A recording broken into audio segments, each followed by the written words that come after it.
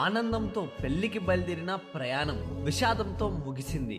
నెల్లూరు జిల్లా అనంతసాగరం మండలం ముస్తాపురం వద్ద పెళ్లి బృందం ప్రయాణిస్తున్న కారు ఘోర రోడ్డు ప్రమాదానికి గురైంది.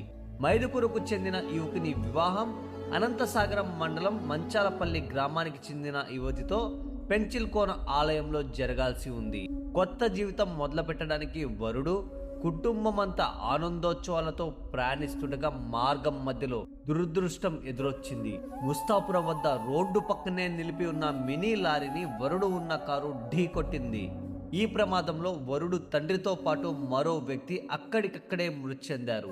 సంతోషంతో నిండిన ఆ కుటుంబంలో ఒక్కసారిగా విషాదం మొదలైంది. వరుడితో సహా 5గురికి తీవ్ర గాయాలయ్యాయి. గాయపడిన వారిని 108 అంబులెన్స్ లో ఆత్మకూరు ప్రభుత్వ ఆసుపత్రికి తరలించారు. పెళ్లి వేడుక జరగాల్సిన చోట ఇప్పుడు కన్నీరే మిగిలింది. ఒక కుటుంబం చీకటిలోకి మునిగిపోయింది. కేసు నమోదు చేసిన పోలీసులు దర్యాప్తు కొనసాగిస్తున్నారు.